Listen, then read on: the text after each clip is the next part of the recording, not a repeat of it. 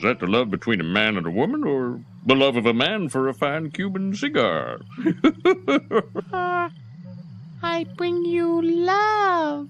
It's bringing love. Don't let it get away. Break its legs. Wait!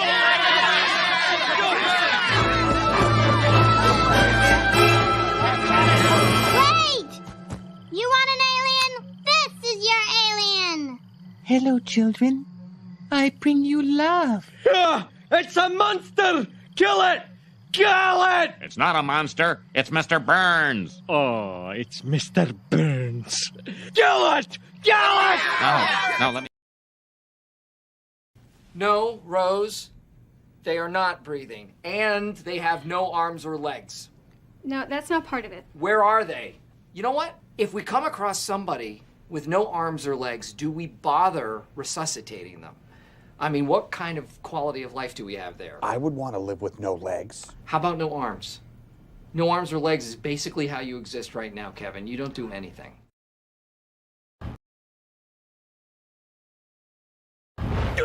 Stupid sexy Flanders! Ow, my leg! This is the worst pain ever! Go! Go!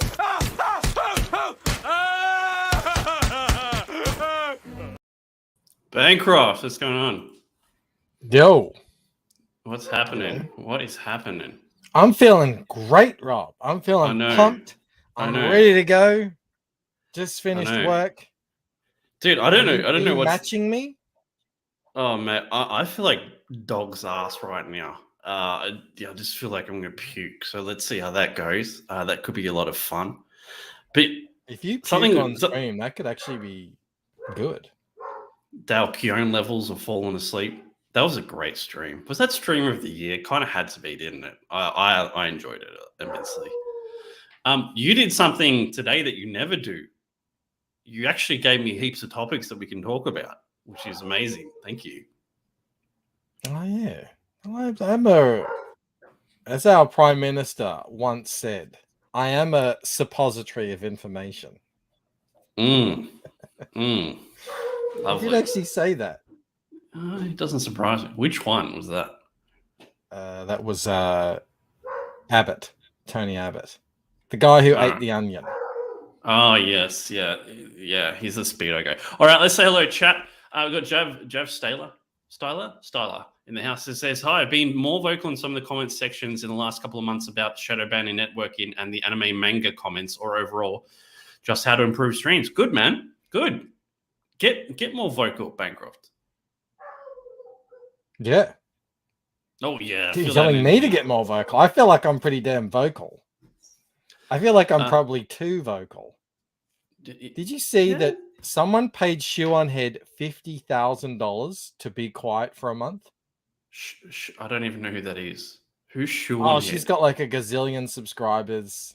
She's massive sort of culture war type person going all the way back. And she had a tier on Patreon. It's like $50,000 and I'll shut the hell up. And someone paid it. And that's so cool. She like privated her Twitter or something and hasn't made any videos. Nice. I mean, that's like something Camel would do. That's genius though. Like 50 grand to get to take a month off. I mean, come on, that's genius. Dale Owls here said the girl with the glowing eyes is not working. Oh, does she ever work? Nicholas Gear, Eric Weathers, we're going to talk about him in a minute. Voyagers in the house, Hyper Wizard, Perth, Mo Biggs, good to see you, man. Good to see you. Scrolling down, Noel Knockout, good to see you. Thanks for the super chats last week, appreciated. Long Harbour is ready to ship. Very cool, to Australia. I wonder what the delay was on that one. A couple of years. Long Harbour? I think I backed Long Harbour. Let me dig that up. Long Harbour. I didn't even know that was still happening. I haven't got a Long Harbour. I'm gonna look that up. While you're there, Dean says, someone link what I just tweeted to Mo so Mo can see it. So can you get that too? Ray's here, fellow Northeastian. Eric Grant, don't want to miss him. Hyperwiz, I think, said hello, but say it again. Scrolling down. Michael, welcome to the Wheelhouse. Love it. I really was hoping we'd have an update on the whole cutout situation, but Bancroft has dropped the ball. Sorry, I'm like incredibly busy. Here we go. Indie Wrestling Aces. Trevor Wright. Shitbird Militia. I don't know if I've seen you before, but if I have, welcome. If I haven't, I recognize the name. I don't know if from in here, but I recognize probably the from name. your chat. Nomad Damon, Phantasmagorical. Yep, second try. Fanta made a very cool video today, telling people about Painted Death and to sign up. Thank you, Fanta. Very kind of you. I backed Long Harbour in May 24, 2019. Shit. That's a while ago. So getting it in, I don't know. Am I really getting it? I didn't think I was getting it. I didn't think it was ever coming. Oh, there you go. God damn. I'll get to that in a second. I got Kozor today, says Hyper. Where's my Kozor? I want my Kozor. Nolan for 20. Thank you so much, man. Rob, you're an okay guy by me. I don't care what Bancroft and Camel say behind your back. It's just the same stuff they say to my face. I mean, it's nothing else. You say behind his back and to his face, so it's okay. Yeah. I backed Long Harbour exactly 9 days after I backed Shinobi Sasquatch. So that's sort of where they're sitting for me. 5 years. Hello, everyone. P's here. God, we're getting there. Jasper's here. Scrolling down. Devilfish, good to see you. Bresky the Great. Very cool. I've had Long Harbour for over a year. Yeah, it's the same situation. It's iconic. They're like Australia.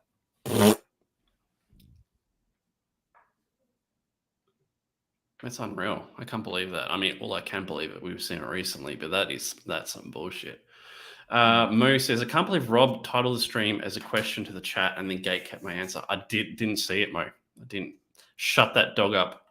Yeah, it's not my dog. It's next door neighbors. I want to have a quick look. Oh, dude. You made me go back for that. Mo Biggs, I can tell you what's not working. The limbic system in Rob's brain. Nothing. What's the limbic system? Does it really matter? I mean, because he's essentially saying my brain. Can you bring that back up? I need to see how to spell it. Oh, I've got it right here. It's a complex system of nerves and networks in the brain involving several areas near the edge of the cortex concerned with instinct and mood. It controls basic emotions, fear, pleasure, anger, and drives hunger, sex, dominance, and care of offspring. It's apparently faulty in you.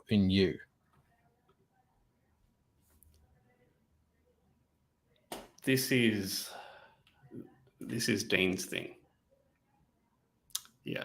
Is this got to do with Shion Head?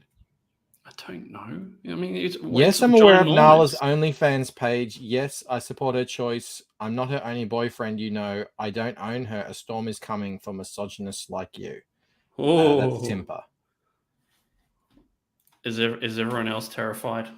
I know. God damn, that's scary. All right. Eric says, so that's why Rob's so angry. That's not Dean's thing. This isn't Dean's thing. I don't know what you've done. I just took a link that Mo posted in the chat. That's what you asked me to do, isn't it? No, I asked you to go on Dean's Twitter and get the thing that he posted for Mo. Justice says the great thing about Rob is you don't have to talk shit about him behind his back. Yes, I wasn't listening. That is great. Norman Rad member as well says, hail Rob and Mike, hail chat. Thanks, man, for the member chat. All right, let's get into it. I just want to kick this off with, I should probably get the tweet. That would have been smart, but let's just grab that quickly now. But Bancroft, as you are probably aware, Eric Weathers has a new job. Yes, I've been aware for some time because I'm on the inside track. Fucking here we go. I'm a bit of a big deal, as Clint would say. The great Eric Weathers. This is from Eric July for people that can't see what we're looking at. The great Eric Weathers is now on a team full time.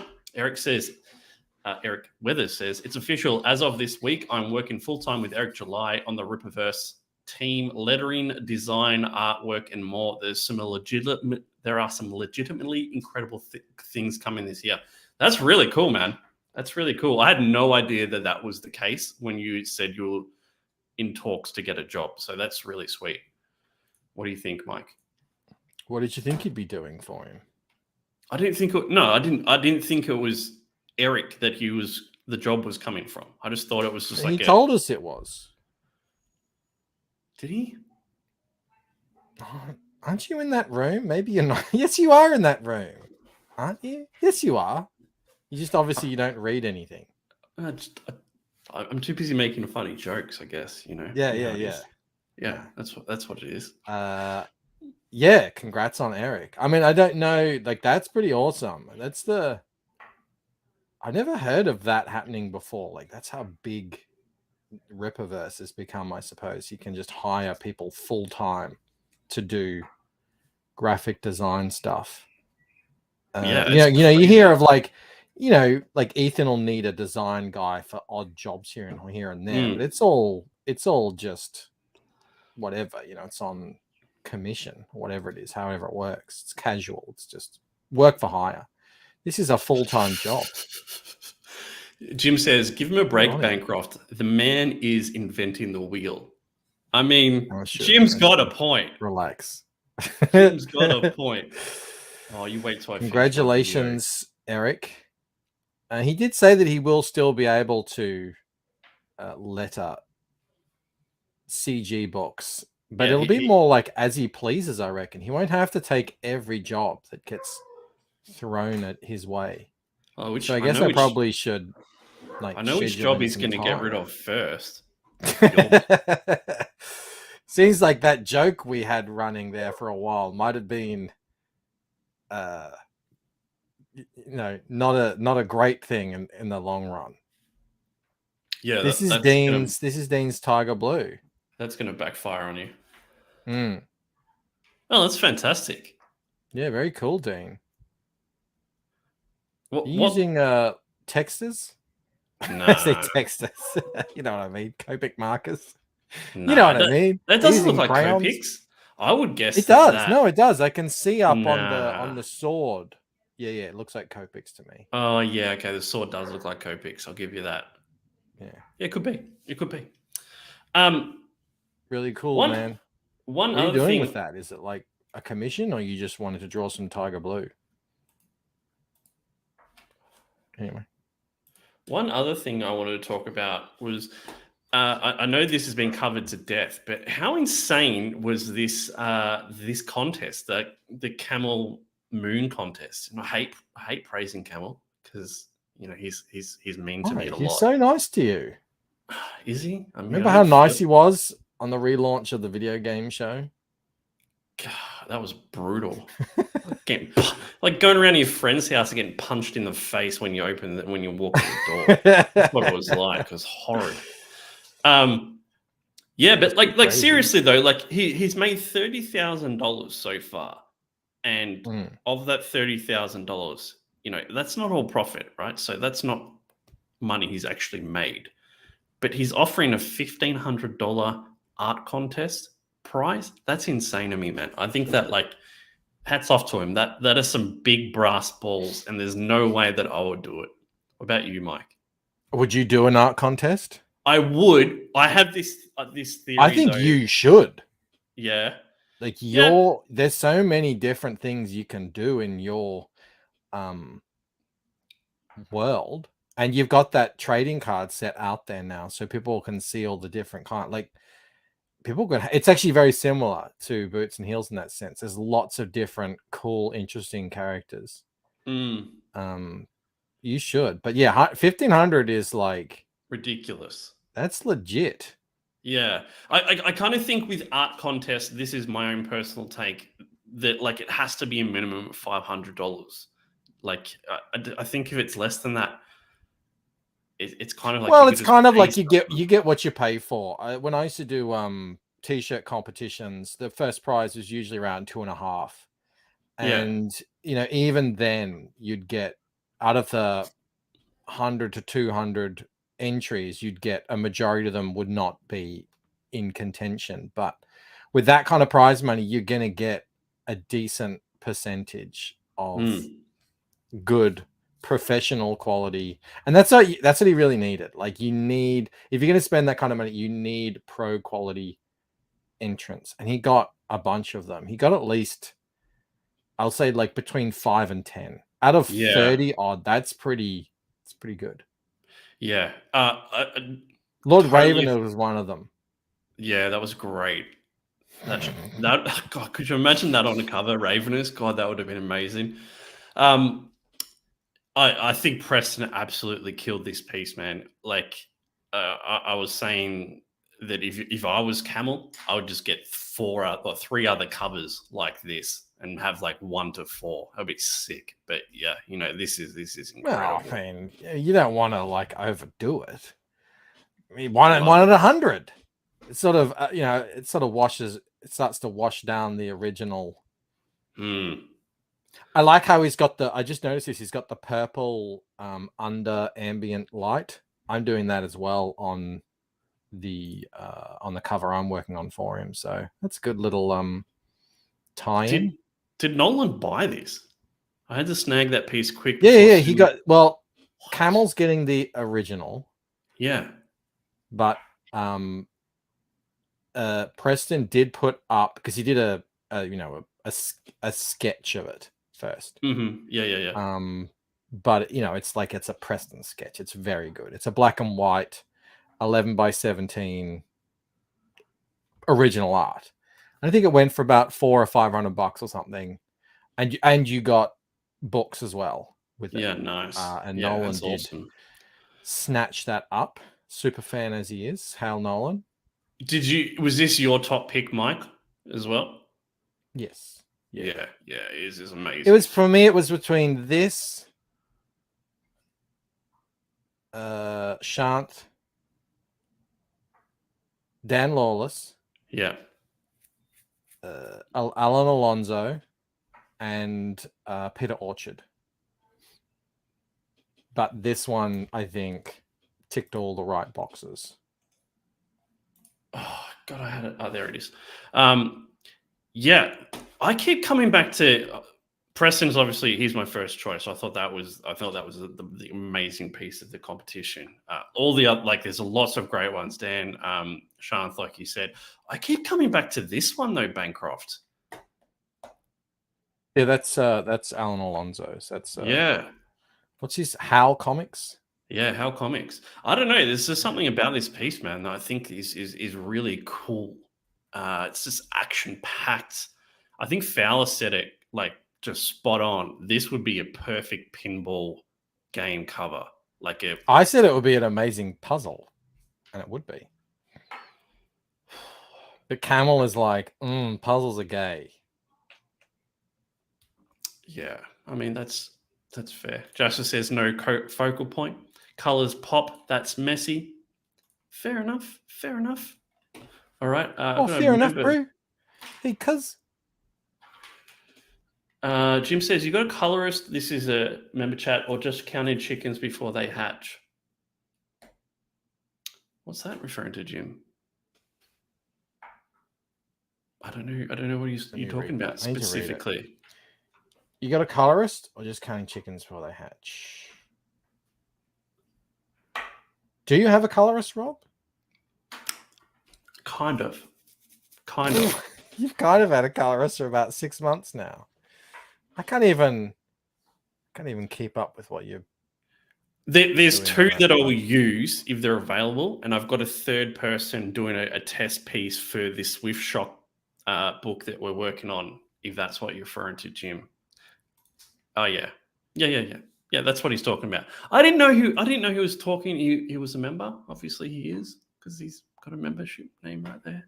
I told you guys, I'm not feeling well. You're just gonna have to deal with it today. Zay says, Rob, what am I doing wrong? Tell me. Mutton chops. I need to go.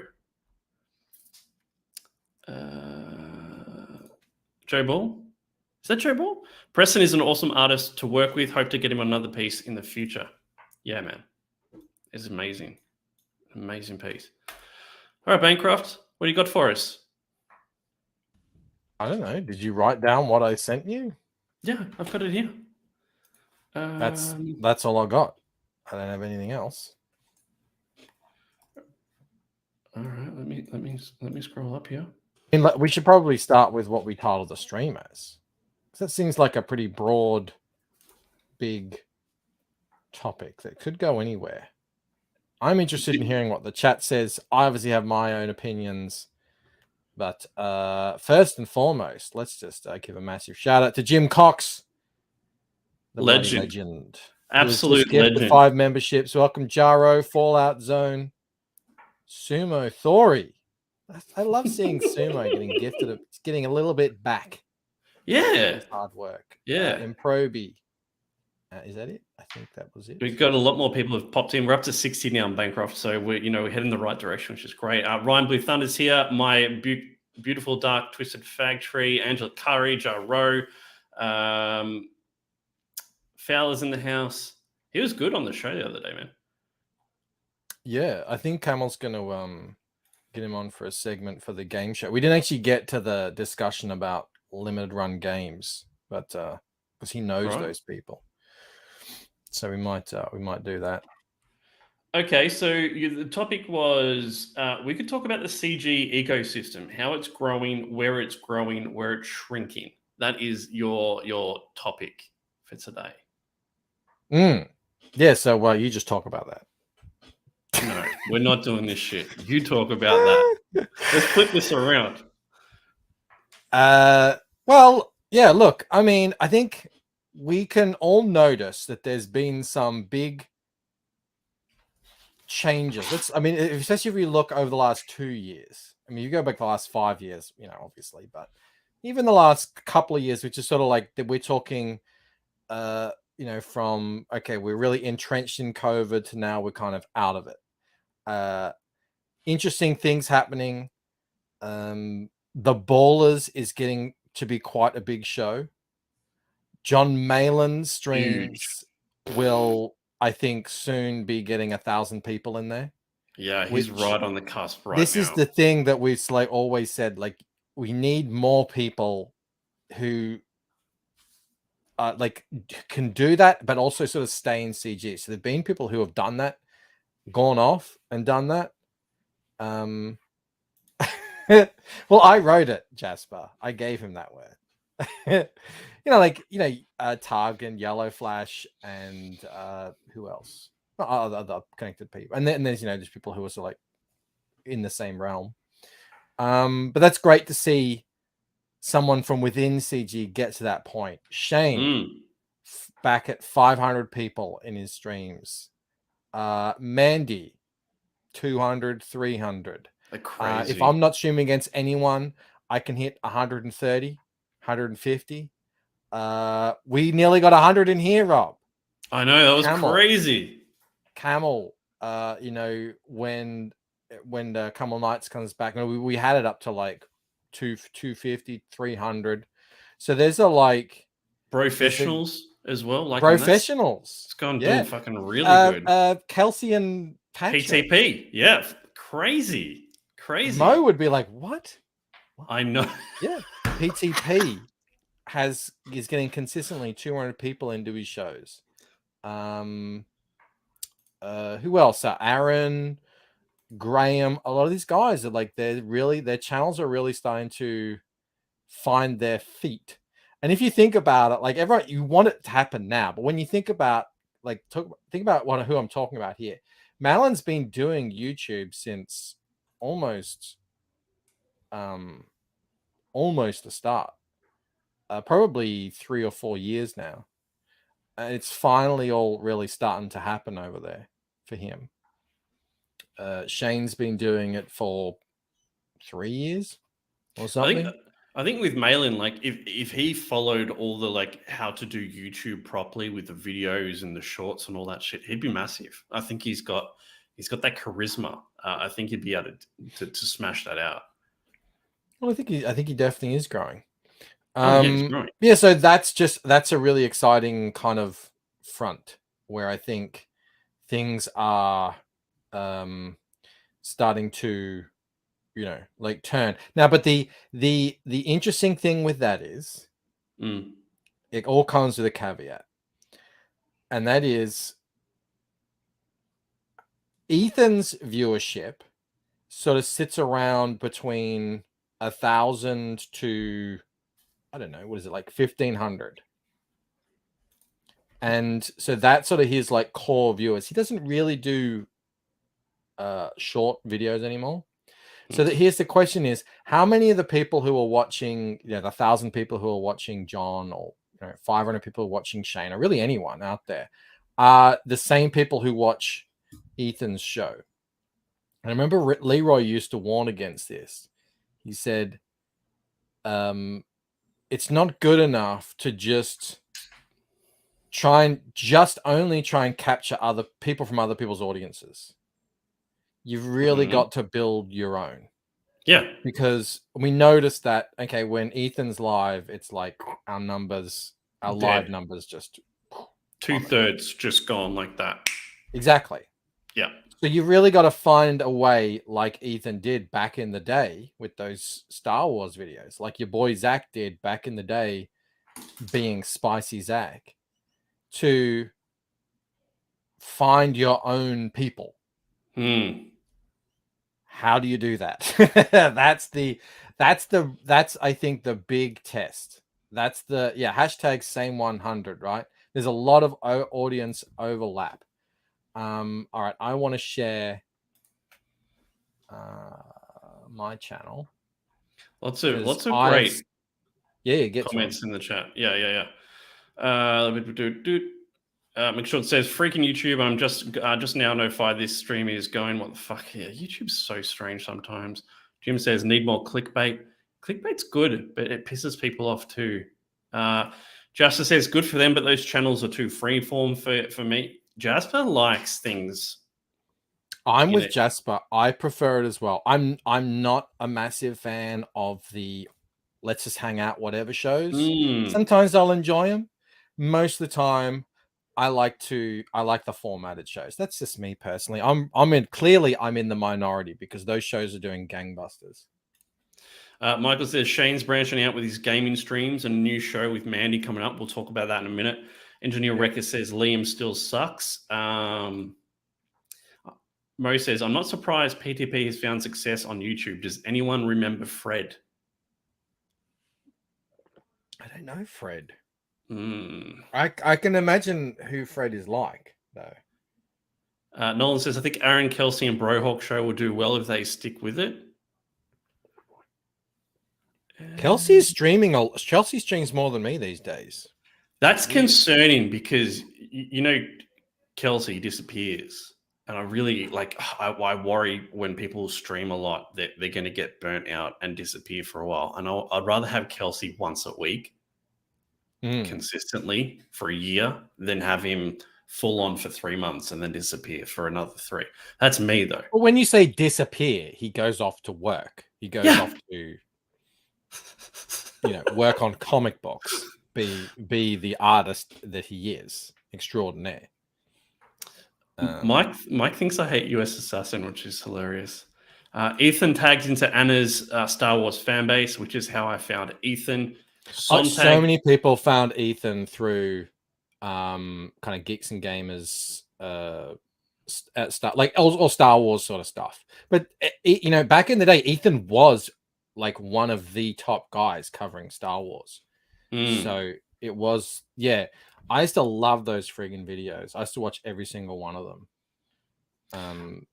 Sontag is doing well, cultivating his own audience. Yep. John says, clickbait is violation of trust too much and you're done. All right, let's have a look at this. I'm just going to add this, guys, because otherwise we're reading comments all night, which is fine.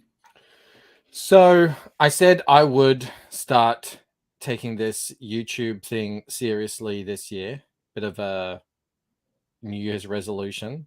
I did the experiment a couple of months ago with the videos, and they did great. I think videos is still the way to go. The only issue is if you are an artist, colorist, writer, full-time employee, and you have a family, it really something has to give. You can't do everything like that. Yeah. So I decided, well, I can't do the videos, at least not daily, but I'm going to try out the shorts. You're killing it. You're Because killing it right now. shorts are going big. Shorts are, they're really promoting them. There's a whole new shorts feed. They're going to get monetized next month and everything. And the experiment is, I couldn't be happier. Now, luckily, I had a lot of like these old cartoons I can chop up. But they're not the only things that are going well for me. Like, this one here on Wednesday. No. What? No, you've beaten me. What? You've beaten my viewers. I thought I was going to be able to hold on to that for a while at least, and I see it right there. You've beaten me. Oh damn. Yeah, that's just, that was weird. Like it was on 2K, and then at 9:30 yesterday, it just shot up like a rocket. I call it the Cobra because the graph looks like a cobra coming out of a. It just goes like that. Yeah, and you just shoot up. I don't know. It just starts. The YouTube will just put you on, essentially they'll put you on the shorts feed. That's what happens. And then they will stop. But I don't know. I don't know what works necessarily, but I know that you can get views. And I have my my sub count, which was static. Ever since I stopped doing the daily vids, has been static. It's been sitting on 4,340.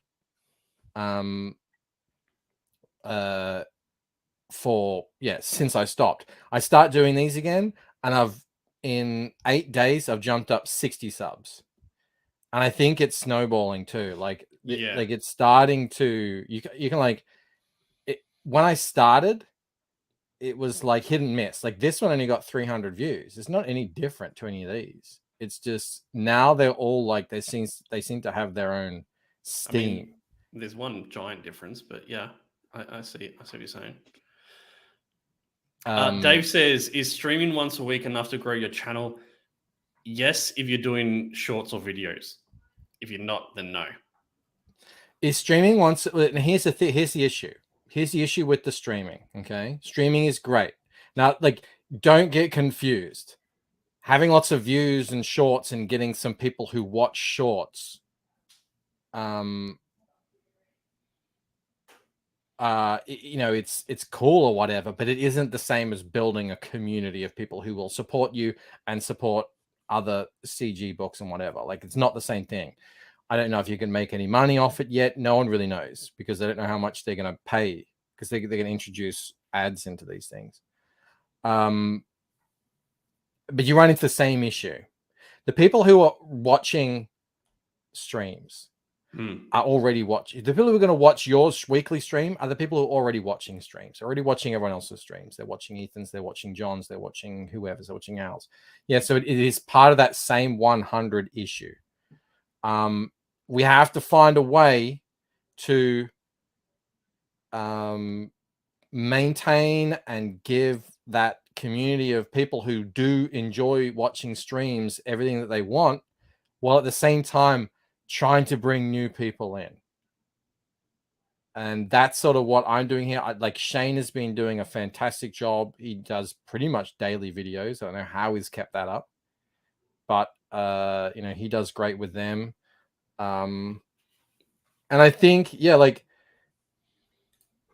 this is what I think more people need to do to get out there and to so it's funny, when you do this and people sort of see these messages and they're not used to our point of view, they get really angry in the comments. So you're never going to convince them, but there are some people that are going, oh yeah, what's going on over here?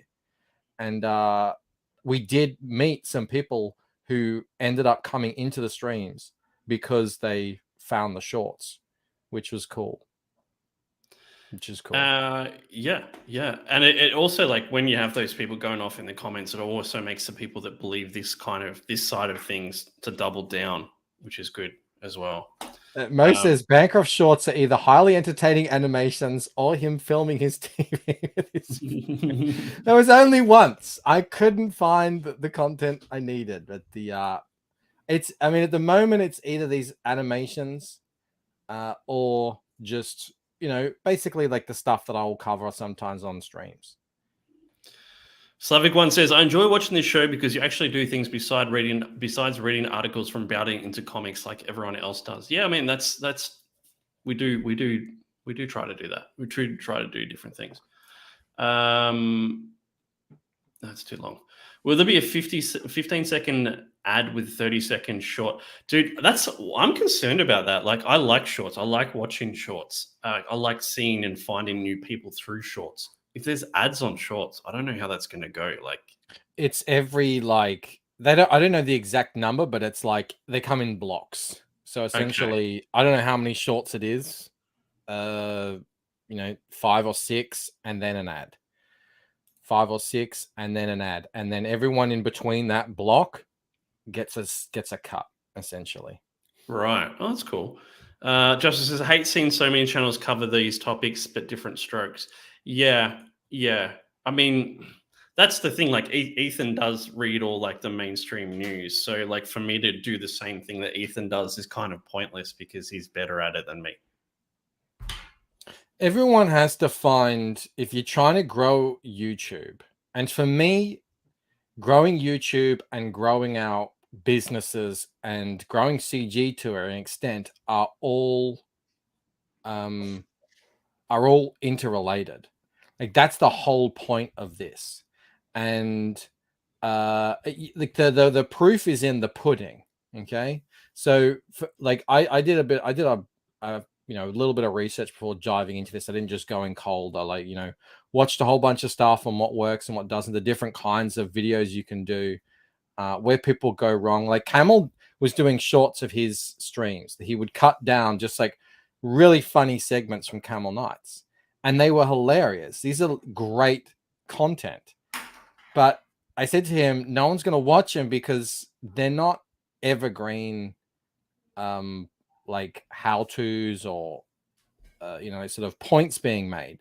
They're just pure entertainment comedy. And unless you're already famous, unless you're Bill Burr, they're not going to get shared around. Like, Bill Burr is what trends. So I see a lot of people doing shorts and stuff on their comics. I did that as well. And you can see like what happens. Where is it? If I go back, like I was doing that as well. Like, I'll do some shorts on what I'm doing today, and no one watches. This is just like the people who are already in your audience watch. The point of doing these sorts of short form videos, I feel, is not to cater to your streaming audience. Cater to your streaming audience when you stream. The purpose of this sort of stuff is finding new people to bring in. Because if you ask everyone, how did you come across CG? The majority of them will tell you it happened during the main boom period of when everyone was making short form content about Star Wars, about pop culture, about all that sort of stuff. I found it through Ethan. I found it through Zach. I like, what were those guys talking about? They were talking about Batman, Spider-Man, Star Wars, all that sort of stuff. So we really can't, like, we found ourselves in a situation where this community just popped up, which is amazing. But if we want to keep doing cool stuff, and there's more of us, like more creators are like piling in, you can't expect that existing fan base that's been here for, some of them 5 years, some of them 4, some of them 3, to keep supporting you and all your different variants and all your merch and everything. It's like, it's too much. So we do need new people. So for me, like, CG is doing great with the community, sort of building the streams and making them better, and they're getting more views, and I love to see it. But at the same time, we need new people. And I notice as well with the shorts and the videos, the average age of the people who watch them is like 1 or 2 things under.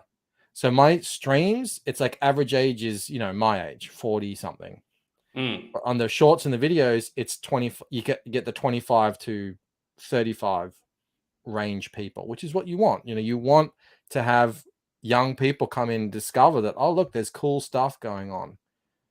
Yeah, you out don't there. want to have the 18-year-olds though. You know, they're all there. Then you end up with Noah. Oh yeah. Mike says YouTube shorts are for people with the ADHD attention spans of a golden retriever. Look, squirrel. Why do you think I like them? They're fantastic. No, but seriously though, like I like watch heaps of shorts from comedians, and they're fantastic. Like Dave Chappelle. Yeah, there are some Steve really good Dye? shorts out there. No, not like Steve Dye. Is it Steve someone? He's really Steve Dye is the editor on. I know. Once I said Rocket it. Magazine. I know. Yeah, obviously you're not getting into really meaty subjects. The thing about the shorts is you get to make one point. That's about it. That's the whole time you have. You get to make one point, get in, make it, and get out. Again, that. Look, it's sort of. I think we should embrace this change that's coming. It's not going to get rid of videos, and it's definitely not. I mean, I have no plans to slow down on the streaming at all. The whole purpose of this is for the streaming, is so that when we do the more community-based stuff, you know, that there are people coming in constantly, because as you know, what happens with YouTube, people will hang around for a period of time, and then a lot of them will, you know, go off and do other things. Angela Curry says, when will we see Shane's cartoon, Bancroft? No pressure. Well, I was thinking, now that I'm cutting them down into 20-second, 30-second, 40-second bites as short. You'll be seeing it for the next 2 years, is what he's basically about to say. No, I'm not going to repost the same shorts. I'll cut down existing videos into shorts, but I think I might just release Shane's video, what I've got, as a short. I think it'll be about 40 seconds. So yeah, keep a lookout for that. RP's got an interesting question. I have a CG question. Does Chokeout have any connections to comics? I see Chokeout on major CG streams more than Bancroft. Doesn't quite seem right. I'm sure Bancroft could go on more bigger streams if he wanted to. It's just time. The reason I don't go on bigger streams as much as other people is because I stream 6 nights a week. It's crazy. I do these shorts now. I'm trying to do my comic. I work full time. I have a 10-year-old, a 5-year-old, and a wife. And it's just like, yeah, I can't really, you know, and a lot of these streams are really long. So it's like, plus, yeah, I do this show, I do shows with Camel and everything. It's like, and a lot of the times when they're on, I'm supposed to be working, and I do have to get work done, and I can do that. But when I do that, you've all seen me when I'm working while I'm on stream. I just sit here like this, looking like a serial killer. So it's like, I'm not going to be very good on there anyway. Yeah, I think, like, you know, like with this show and the other shows you do, they have a time limit. You can plan your life around it, but with those, like, the bigger shows, they can go from like 1 hour up to 8, if not more. So I mean, yeah, it's tough to be able to be free for that amount of time. But yeah, just to close off this thing, I mean, holy cow. Like, this is way more encouraging than I thought it would be. And I'm looking forward to seeing how far it goes. I've sort of made I don't know. I said I would love to get to 10,000 subs by the end of this year. And I don't know, because I mean, I just don't know. I don't know if that's going to translate into how many more people are going to be showing up in the streams or backing people's books or whatever. I hope some of them will. I'm trying to keep them all sort of related to culture war, cancel culture, comic book, pop culture, storytelling stuff. So, you know, it's not like I'm not going to just, you know, put out something, oh, this is viral at the moment, let's, you know, do that sort of stuff, because what's the point? You know, I'm trying to get people to buy our comics. So, but it's pretty encouraging nonetheless. I hope it works, and I hope to see more people out there doing the same. I know Jeremy's doing it with his videos, again, we don't know if that's going to help, if that's going to have any crossover with comics, but at least he's growing his channel. Mo says Bancroft's goals hit 10k subs this year. He's willing to try anything for 2 to 3 weeks and then drop it, even if it's working. That's pretty accurate. That's pretty accurate. I couldn't do it, Mo. I literally couldn't do it. I was like, I think it was day 3 of only having spent 30 minutes on my book, 3 days in a row. And I was like, this is not gonna work. I need to work on my book. So yeah, and as we get better at this, like Mel will actually take over making these shorts. So I'll just be recording them. I'll be writing them and recording them and then send that to her and she'll be making them. So nice. That's the plan anyway. So I don't think we've covered off that topic. No. How it's growing, where it's growing, where it's shrinking. One thing that I'm really happy with, like if you compare it from where CG started to now, is the women in CG. I think that's grown really well, and it's good to see them here. What do you think of that? The women of CG. Yeah. So you've got Anna, you've got Mandy, you've got Rini, you got Kayla. God, I'm forgetting someone. You got Yanzi. I've forgotten someone. Angela Curry. But I'm talking like on a streaming sense. Like you got more female streaming now, which is good. Mason's calling you a simp. You can't avoid it in this space. Yeah. Engineer Rekka says maybe there's fewer arsehole spurgs in CG. I think that's definitely the case. Perth says most of the women are semi-attractive, which is nice. Careful, Rob. There's not that many. Yeah, but there's more than there used to be. That's the point. Like when you came in, there was Anna, and there wasn't Anna when I came in. I mean, there you go. So Mandy has been here a long time. I don't know exactly when, but a long time. There's Kate Nerium. Yeah, come one, come all. Justice says 3 new women show up every 2 years. We're in the right direction. Well, it kind of makes our point for us. This is a dude's thing, and it's not like women aren't welcome. They are.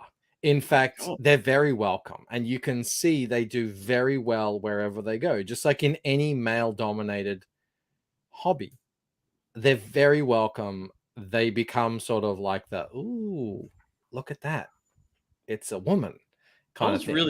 I was really expecting some more support on this point here that I've made. This brilliant point that there's more women in here now, and that's great. And everyone's just like, nah. What were you expecting, Rob? Like, yeah, Rob, you're right. That is a good point. Yeah, you've opened up my eyes, and I'd like to subscribe to your newsletter. That didn't happen at all. Well, subscribe to your newsletter anyway. Subscribe to the greatwheelgiveaway.com/sign up. I don't know if the Get Over It was trying to set up a forwarder. I don't know if he was able to manage to get that going. Of course, MailChimp doesn't help us out. You guys, I mean, I don't know what else to say, Rob, about the women. You guys are hilarious. Eric Weathers, please clap. Rob Arnold 2023. Nolan says, great point, Rob. Glad you pointed it out. Oh, jeez. RP says, I celebrate the women of CG. Great point, Rob. Thanks, guys. Yeah, I thought it needed to be made. You know what I'm saying? God, where did that comment go about the dickheads? There's less dickheads in CG now. A few arsehole spurgs in CG. That's true, too. You agree with that or no? Yep. There's still some. Holy cow. Do you know how many signups we have to this thing? Two something? 200? 235. Considering, like, I mean, up. we haven't promoted it that much so far. That's fantastic. No, just wait till I send you these things and you can actually show it off. And then I can make the video. You guys, when I make this video, it's either going to be just a complete stroke of genius or absolute garbage. That is what I offer you. Don't know what you're going to get. In poker, we call that a polarized range. You're either bluffing or you've got the nuts. Perth says, God, this is hilarious. Rate the CG women in order. That is not going to happen. You should pin that comment that I just made. It's the greatwheelgiveaway.com sign up. How do I do that? I know you got to do it on YouTube. Oh. Here we go. Mo says, let's hear it for the stunning and brave trans women of CG, like She-Rose and Merkel Bancroft. She-Rose, that's hilarious. Okay. So where is it growing, Bancroft? Where is it? Well, like I said, I think it's growing in the YouTube activity on the streams, on certain streams. Like not everyone is growing, obviously. You know, there's still a bunch of channels that haven't really figured out how to YouTube as well as they could. You know, like some people might just like it bit how it is. That's fine. If that's your thing, that's cool. I know a lot of people prefer chats with smaller numbers in it. I'm actually one of them. Like I like hanging out in little streams. I enjoy it. But I'm just thinking for those creators, like I would love to see them getting up into 50, 60, 70, 100 people watching their shows. Like they've been here doing it long enough that would be great. We're already, I think last year, like over the last couple of years, we went from, it was a rare thing that a CG channel would have over 1,000 subs. Now it's a rare thing for them to have under 1,000 subs. Like that's a new thing. I did a featured channel thing on my, you can feature channels. So like I featured yours and Camel's and Jeremy's and Joe's, and like, yeah, everyone has over 1,000 subs. And like, great, that's moving in the right direction.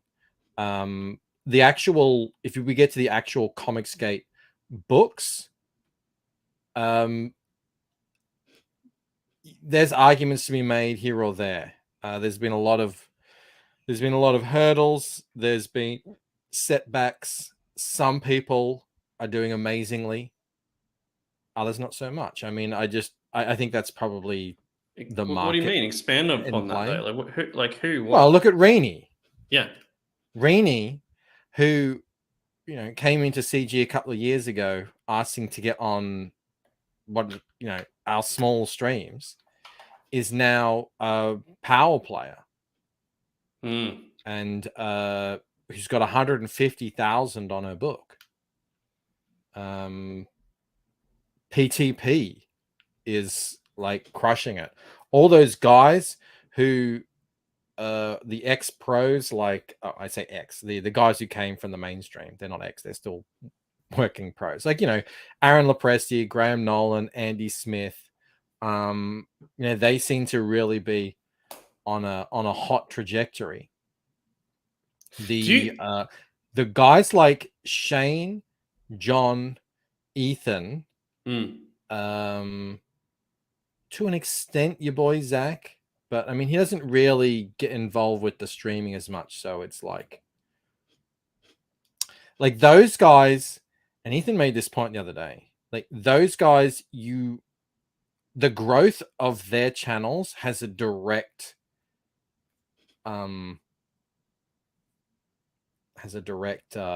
correlation, I think, with how successful they can be, because they've sort of reached, with the amount of backers they get, they've tapped this well of this like community. Like there's not that many other people who hang out here that they can actually appeal to. They've got to somehow get outside, and we've seen how amazing it can go for people who can reach outside. You just have to look at Joe Ball, who finished his campaign on 15,000, promoting to just this group. He managed to get on Yellow Flash, Replicator Law, get outside this bubble that we've got here, and now he's got 80,000. Yeah, it's crazy. So, but the problem for guys like Ethan, Shane, and John is like, who do you go to? They can get out there. I mean, channels. You think that they could get on like Ripper, Geeks and Gamers? I know if Ripper really. Ethan isn't really on good terms with those guys, but I don't know about Shane and John. But they would be the channels that you could probably go to next if you were still friendly with them. But either way, that's like there's only a couple of people who have that problem where they're like you've really like everyone in CG or who orbits CG has heard of Inglorious Rex, Cyberfrog, and Graveyard Shift, and Godlike, and Starlight Cats, and Rainbow Brute. Whereas not everyone has heard of Replicator or Boots and Heels or Lucent or The Embrace or who else is in here? I don't know. Other books like that. So there is plenty of growth for sort of lower to mid-level properties. So yeah, there's like, look, that's all. I don't think you can really comment too intelligently on what's happening right now in terms of, this book is like, people looking at Shane's Inglorious Rex book, obviously with the shadow ban and everything, you got to factor that in, but you've also got to factor in the economy. You've also got to factor in novelty. You've got to factor in huge time of all these sorts of things. So like, I don't think you can really talk intelligently on exactly how it's going. You have to sort of wait a couple of years and look back at the larger trend. But guys like you and me, like we're trending up because of where we started. So, nobody's really. Yeah. Michael says PTP can tap into the toy audience. Yeah, that's a good point, man. I mean, that's a good angle for him as well. And it's not something he's faking. He like loves toys. So I mean that makes it much easier. God, some good comments. Yeah, people are talking about it's like sometimes the biggest streams. Here's Mo. He says, "Get the idea they're stars with the show, and they don't need to read most of my comments." Crazy. Yeah, but that's the thing, though. I mean, like you watch bigger streams, and it's too hard. It's too hard to. I freely acknowledge that Mo is the funniest person on my stream. I mean, then why didn't you give him the best insulter of the year?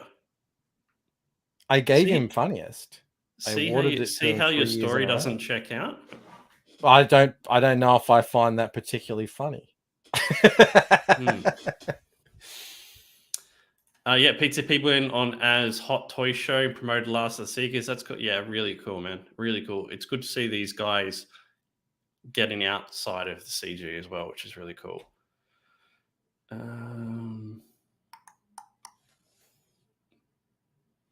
Yeah, Crackhead says, the bigger shows ignore all the gold in chat at times. Yeah, wow, it does get to a point. I remember it was when Ethan was on. We had like 300 people in there. I mean, it was flying, and like I said, a lot of those guys, it's like 500 minimum, and then up to 1,000. So, I think like what over 100, and it starts to get really difficult. You'd say to read it. No, 100 is manageable. 200 is manageable. 300. I mean, and again, I've seen shows with 300 people watching, and the chat is not really that engaged. So you can't really just go off numbers. But Ethan seems to manage it from when Ethan's like paying attention to the chat, he'll he can handle it just fine. You set it to slow, like whatever it is, slow mode. But a lot, it's just that's not what they're doing a lot of times. So that's why I think a lot of people do like hanging out in the smaller streams, because Well, when you're a smaller streamer, I mean, and you've got a chat, that's what you rely on to make your show work. A question for you guys. Hyperwizard says, reading and participating in convo at the same time. Yeah, it's difficult. Do you guys like the shows that cycle, like the Ballers and the Jack show? Do you guys like that kind of show? I'm interested to know. They're incredibly popular and they do incredibly well for the people who get involved in them. Like everyone who does seem to get involved in them and take part in them ends up, going off and doing quite well on their own shows. Do we need to do that, Bancroft? Do we need to do a rotating show? Because you've got Camel Nights, but that's always on Camel's show. Yeah, I'm not in a rotating show. No. Is it something you're considering? Let me throw a couple of names at you. Rainy. She's not taken. She's available. She's not taken? Not taken. Mike Soka. You know what? That would work out quite well. No, you know what I'm thinking. I've actually been approached for these sorts of shows before in the past. Have you really? Who did you turn down? Who was it? I'm not saying names. You turned down Ballers, didn't you? You turned down Ballers. Yeah, you did. I didn't turn down Ballers. You did. Look at you.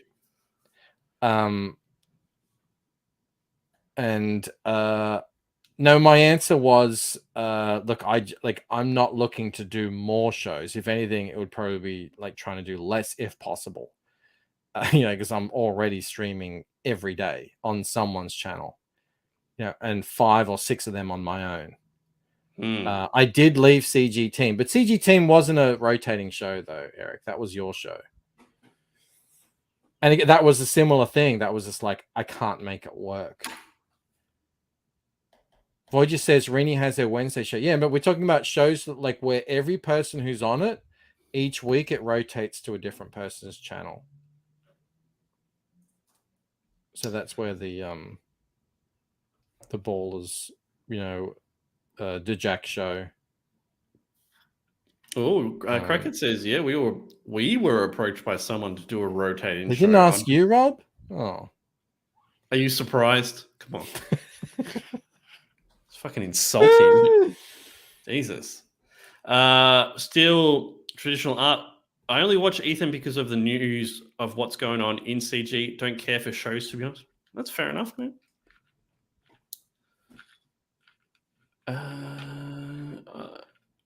Phelan says, I'm Jack not. show. Yeah, if it's gonna be like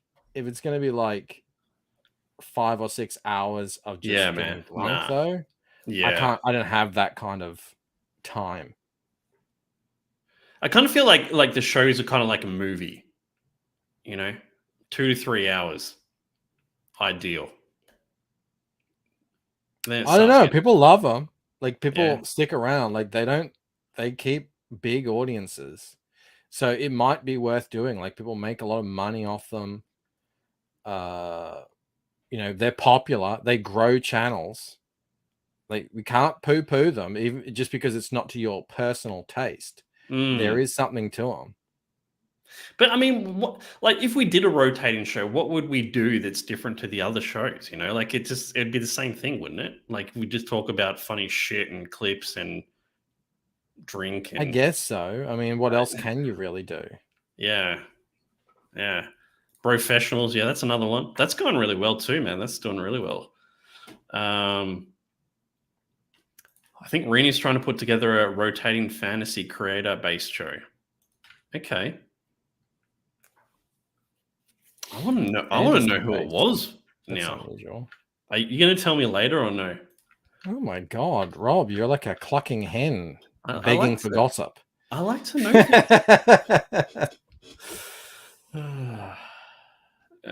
I don't know. If you got approached by someone that was just Mandy goes on Simpcast, and that's done really well for her. A rotating show, Genuine Comics, is just that. So it's a show like the Jack show. It goes on John's, Anna's, Cecil's, then Kelsey's channel, and then starts again. So it's all about helping each person on the show build up their channel. It's not just on one person's channel. Exactly that. A show that changes channel every week. Yeah, so like Mandy's on Simcast and sometimes, and that seems to do really well for her. Like I think that's where she's getting a lot of her channel growth from. And she's pulling in well over 200 people every show now. Yeah, she's killing it. She's doing great. There are, yeah, it's not something you shouldn't just say no to out of hand. Like I don't know. I just don't see how I would make it work. Would you do it if it was, say, 2 hours every week? Like a 2-hour show every week? I mean, I don't know. I'd have to think about it. Yeah. All right. What's not working in CG 5 years on, Mike? Bad books. That's true, Sumo. Good money after bad. Explain. What happens in CG is Liam. It's phases. You know, you come into CG as a fan. What? Eric says Liam. God damn it, What Eric. happens is you come into CG as a fan and you're very energized and you're like, oh, this is crazy. You know, you've never seen a community like this where everyone's like helping each other out. And, you know, for the most part, they're pretty friendly. There's always, you know, tiffs here and there, but it's very unique. It's very special. And yeah, you do get really passionate, and that's great. We don't want that to end. We don't want that not to happen. But like, you know, eventually, you know, you've backed a few books, and maybe some of them have come in late, and you're waiting for some, and you've invested and all this sort of stuff, and then you know you just sort of kind of settle into how you're gonna interact with CG, and that sort of seems to be the trajectory with a lot of fans. In the thing, and you know, inevitably what they end up saying is the same thing. I'm not going to back anyone just because I want to help them out. Like eventually, you know, if I don't like it, I'm not going to back it. Whereas before, I might have given you what, you know, we, you know, for a better or worse, call a pity back. And as a consequence, there's a lot of IPs out there that are just, like we kind of know they're not going to be around forever. Then they're just not, they're not hitting it with people. And it's just sort of like, it's up to the creator whether or not they're going to keep trying to push a boulder uphill. Yeah. That's a tough one, man. Knowing when to drop an IP or not, if it's not working, it's like, that's a tough cookie. Sumo for 10 with the worst super chat of all time. Physical wheels aren't working that well. You know, Sheila Aliens left me a comment saying, you know, does Rob know that you can go to pick a wheel? Mm-hmm. I was like, oh, he knows. He's very stubborn. Pick a wheel is some bullshit. That's no one wants that, man. No one wants pick a wheel. I think she just thought you didn't know about it. I don't know. Wallets will be tighter this year, says Eric. I wonder. Well, and as well, like especially for guys like us who are international, it's really been tight, and I don't see it breaking anytime soon. There's a book that came out just the other day that is expensive as is. Guess what the shipping is for one book to international? What? $70. What? And it's like, yeah, no one's going to back that. So, is this an American creator? I think so. Maybe Canadian. I don't know. Yeah, it's not going to fly. I mean, you may as well just not offer it at that point, I think.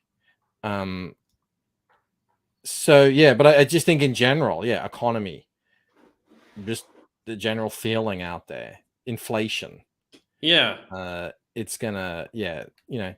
So what's going to be the end result of that? The people who are just sort of struggling to find readers and get people invested in what they're doing are going to find it harder. And the thing about CG is it started as a fan movement, and so there's a lot of amateurs, and I count myself among them, who came in and was like, I want to try my hand at this. And some of them are going to succeed and some of them are going to fail. And well, like, it's going to be a tough year for the people who are sort of not presenting products that are on the at a kind of what I would consider like a passable level. You caused a stir in chat. Was it 70 Australian or US? US, I think. Jeez, for one book. I mean, that's what I was told. That's insane. Don't quote me on that, but yes, I mean, it's not that crazy. Like, that prices were like that a year and a half ago. Legitimately. Yeah. They have calmed down since then, so I don't know why. It feels like I don't know. It feels like you and I, for example, are trying to do things that would attract more backers to us. Like, perfect example. That's all I'm doing. Yeah, that's all I'm trying to do. And like trying to offer cooler stuff and get shipping down. Make it cheaper, get more people on. And it seems like some other people, some are not doing that. And it's just like, you do what you want, man. But I mean, I've said it before. If it's over $20 for shipping one book, there's only so many books I can afford to back at that price, and it comes down how much I like the person in the end. It's just the way it is. Slavic One says promoting bad books hurts the perception of CG. For example, Stealing Solo and others. I don't even know what Stealing Solo is. Do you know what that? Yeah, Stealing Solo was before your time. It was it was sort of like a Star Wars parody book from way back in the day, and whoever was doing it didn't handle it right. It ended up just getting, like, they just put a stamp onto the actual comic and just putting that, like, sending that out. Hang on. What?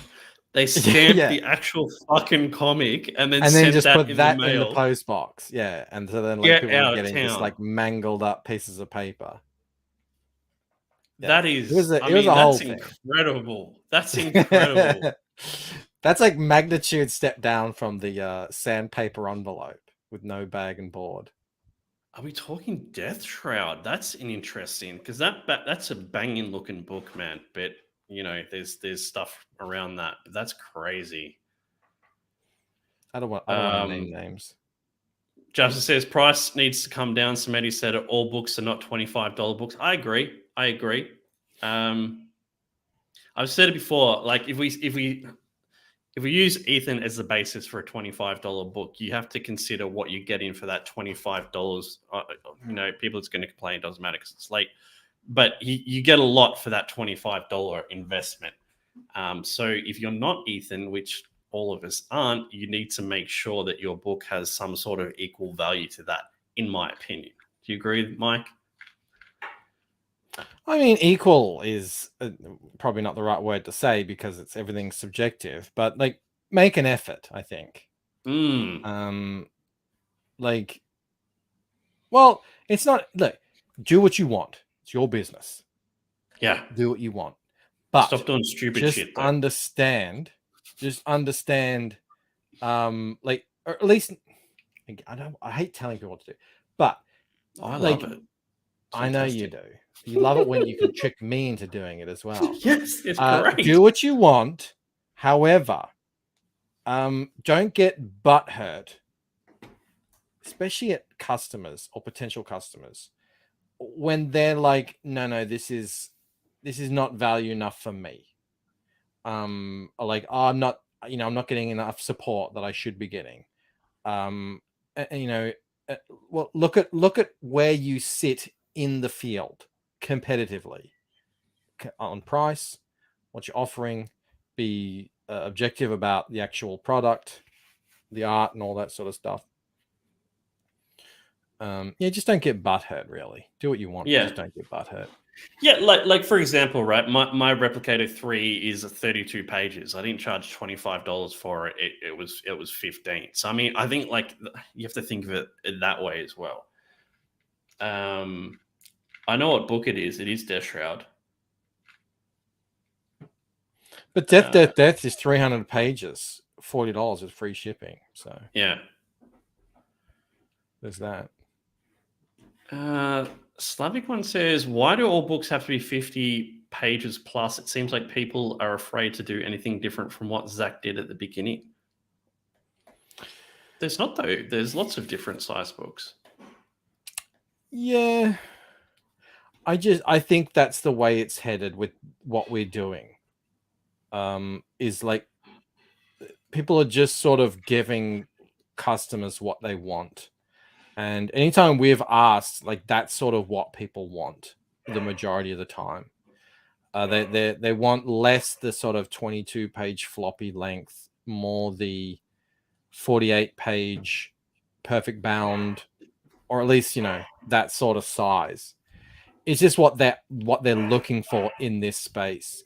Because the whole 22-page comic thing is that's a like periodical length. That's for monthly books. And I know people have said they can do it. I've still yet to see anyone who's been able to pull it off. Dude, pull up someone like a periodical book. Someone came to me a long time ago. I mean, you guys can have a guess who it is in chat. And they said for their first crowdfunded like campaign, they wanted to do monthly books. And I'm just like, that is beyond insane. It's never going to work. It's not going to happen. And, it didn't happen. I'm like, this is no way. It's just not, crowdfunding is not the right approach to that. It is like even 3 books a year is sort of pushing it, I think. We've found out. Not many people manage to do that well, if at all. So, like I think I'd say 48 page plus. I did a 64 plus, additional material. I'm doing 100 now. Other people are doing 120, 140, 300. I just think that's the direction it's going, which is like longer books less frequently.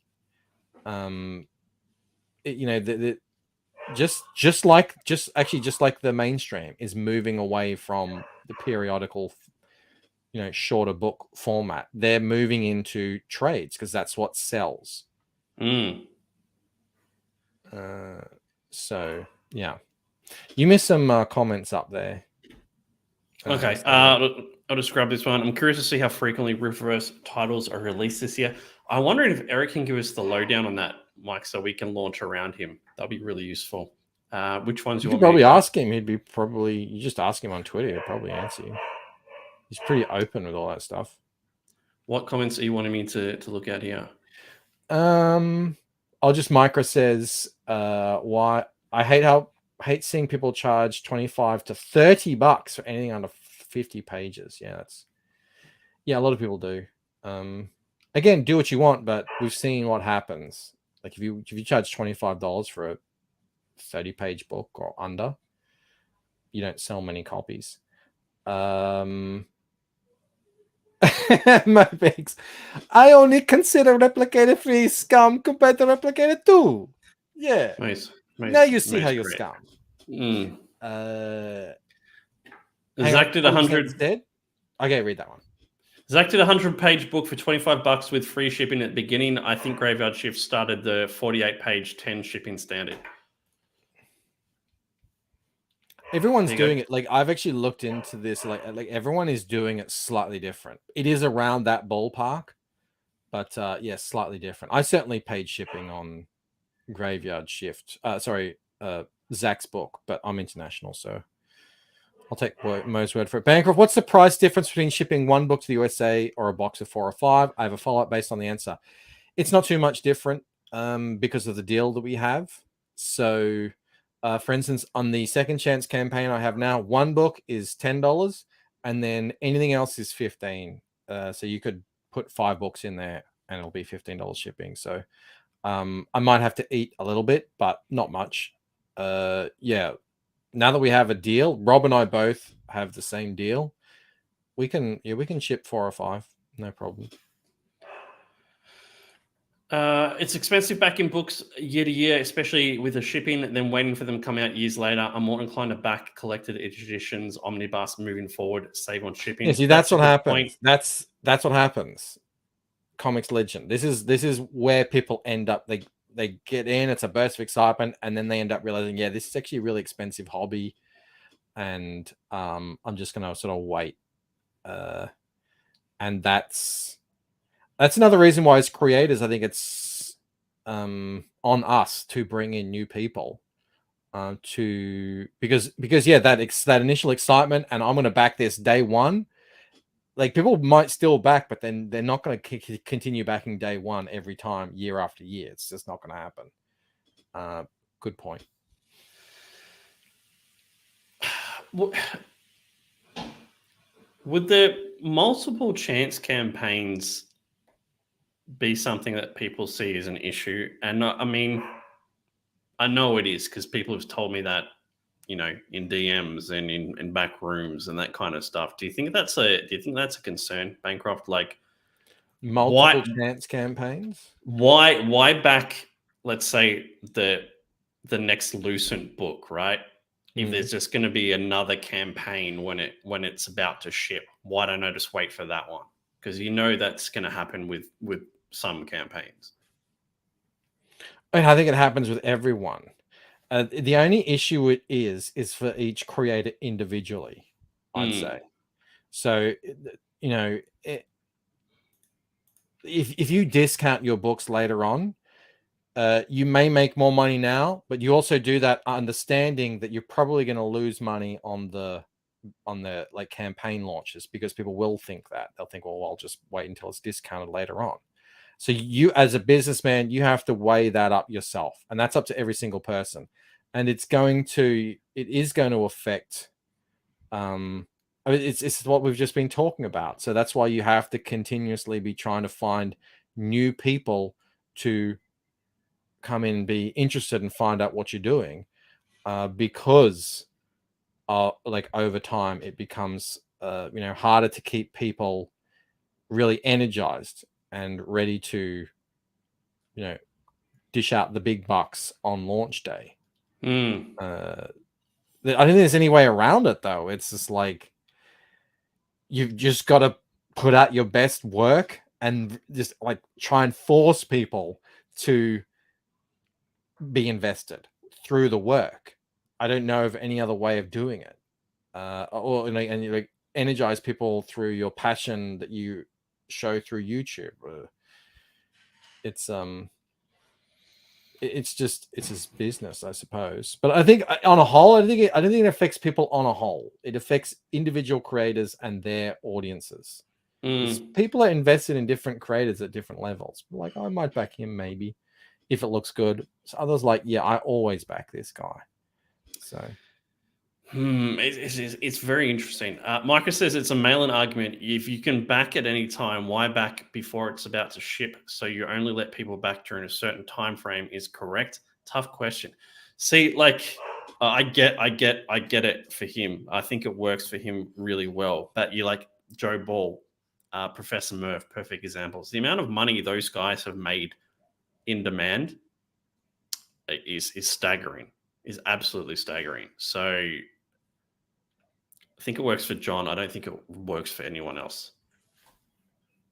Oh, look, it could work for anyone else. It's just, again, it's different approaches, and that's exactly right. But as Dave points out a bit later on, the problem is there won't be a collected edition if everyone waits for that before backing, because we do indeed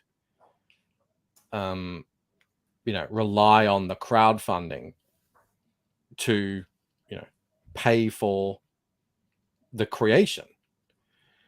So yeah, interesting comments here in chat. Ethan is Slavic One says Ethan has discounted books on his eBay for way less than what his backers paid for them. Why should I back his books in the future? Maybe Human says To be fair, Ethan doesn't control the market. Once the campaign is over, his obligation is concluded. He can sell overstock at market value at his discretion. Absolutely. But that's still like that's up to every backer. Yeah. Like that, the first comment, and Ethan understands that. He understands that, and I think he's banking on just his salesmanship and his ability to energize the audience at the time of backing and getting people excited and wanting to back then and there and support his campaigns. But I'm sure as a businessman he understands that every time he does discount, there are people scratching their head saying, well, okay, next time I'll probably wait until he puts it on discount then.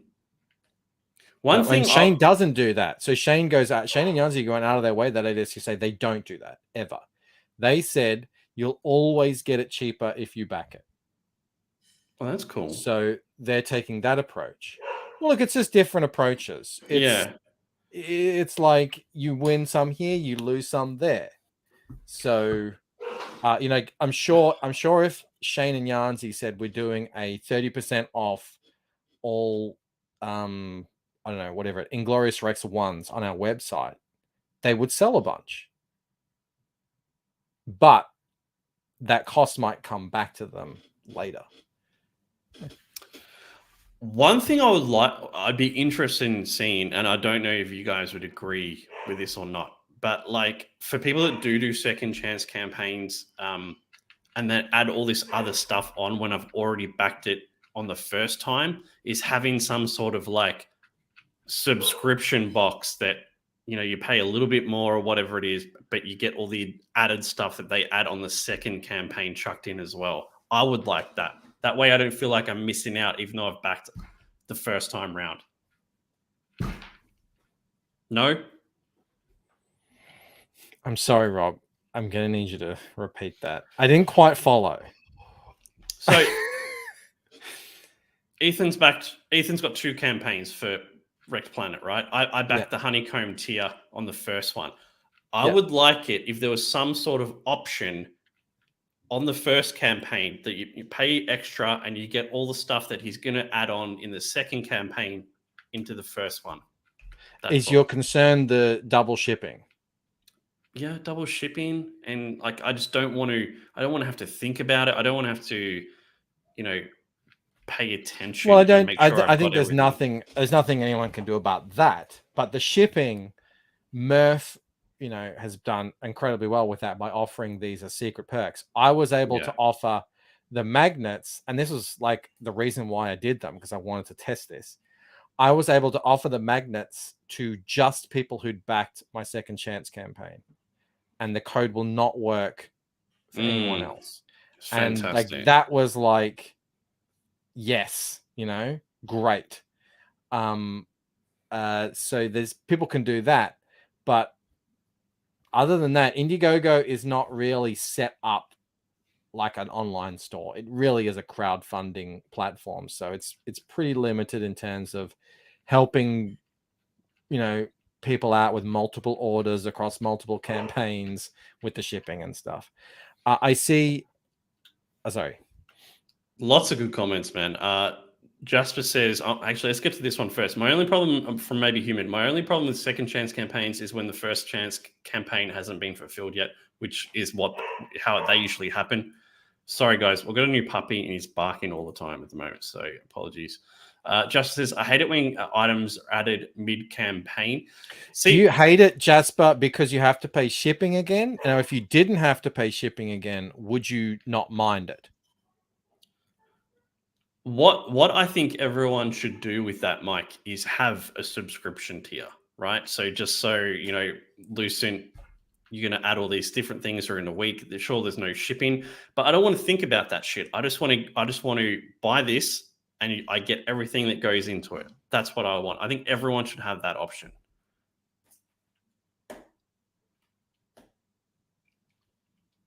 Mm-hmm. Yeah. 40% Zed says, no, I'm soaking it all in. I'm trying to read the comments. I'm trying to think. Angela Curry, it's a very cute. It's a golden retriever cross, isn't it? Yeah, golden retriever. Yeah. Yeah. 40% says Bancroft follow-up. If 4 Aussies did one campaign, example 4 times $25 books at 100 with one low shipping divided over all items, 4 books for 125 instead of 200. I just don't see it happening, like in terms of herding cats. Like let's look at it. I mean, Replicator 3, Lucent, Waking Dream, and Kozor. Yeah. They all came out at, you know, probably a year and a half difference. They were all printed, I think, by different people. You know, they use different like, and the thing is, the shipping from Australia to the US is not that high. I mean, it's actually pretty competitive. I was able to ship my book to the US for $10.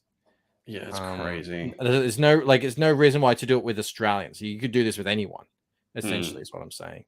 But, I wouldn't be against it I'm not against the idea in principle. I'm just like, I find it hard enough just to get my own books organized, let alone organizing a 4-way train of, of books. Clip that. Yeah. Crackhead, clip that. D, you bloody legend.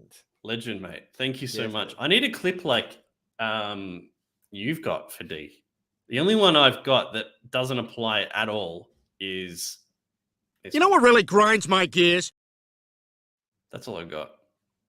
I'll find something. That when someone gives you free money. I don't know. That's all I had. I'll have to find something, D. I'll find something for D. Jasper likes Malin's business model. I think you should always have something to sell. Yeah. That's my motto. Whereas, Malin's going for, I'll get more with it, with exclusivity and collectability. Different approaches, and whereas 40% Zed says, I think Malin's model is dumb. Yeah. I like it. Everyone is having their own opinions here. It's good. It's good. I'm interested to see. I didn't see if Jasper responded to me about the shipping. I might have to scroll through the YouTube.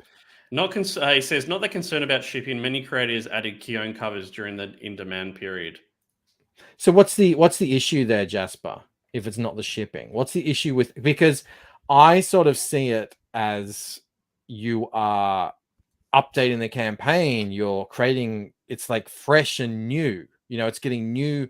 It's convincing people to come and check out your campaign again. If it's been out for a month, it's been out for 3 weeks, it's been out for 7 weeks, or whatever it is. Add something new, and all of a sudden, like, and again, we always go back to Murph. I mean, he added stuff to the tune of like 1,500 backers. Yeah, it's insane. So I'm really interested in hearing why you don't like, what specifically you don't like about people adding things to campaigns. If they can manage to do it in a way that you don't have to pay shipping. I think that's the key. But I also think I know people don't like having stuff added on because then they've got to go back and buy it, even if there is free shipping. That's why I want like a subscription tier as well. I'm going to do that too. Like, if you just want to come day one and get everything and not worry about whatever I'm going to fucking add later on, just do that. I think that's what people like.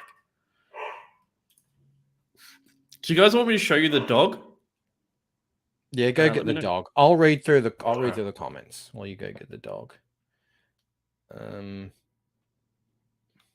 Jav Styler says Malin makes it really hard to get into the graveyard shift with his no add-ons policy. $18 international is great, but I have to back 3 different tiers to get everything I want. I'm at $90 with taxes. Yeah, it is tough. But his whole thing is like, and I understand, like, he doesn't want to do the a la carte thing because it quadruples fulfillment pretty much. Awesome One is sticking with the smaller channels. Didn't they have a Black Friday sale? Says Eric Weathers. I guess he's talking about Shane and Yanzi. I think they did. Yes, I don't know. I mean, they just recently said that. I don't know how it all works. Whoa, my God, he's gotten huge. Or she. Dude, he's massive now. He's like 25 kilos, I think. So he was this big when I saw him. He's grown so much, man. Feeding him. Oh my God. Why was He he stopped. why was he barking? Oh, he started doing it lately, and it's really getting needy. irritating. Yeah, he's just like, give me attention, give me attention, give me. I'm just gonna go close the door again. Yeah. My only problem. Oh yeah, no, I've read that. Oh my god, I'm way back. D says Camel's shoebox is great. I mean, I hadn't really thought. I thought of doing a shoebox like tier. I hadn't thought of doing a pure subscription tier. Just because I hadn't really planned on like adding a whole bunch of stuff. Maybe it's something here or there. Yeah. So to keep the campaign fresh, but not like a bunch of stuff.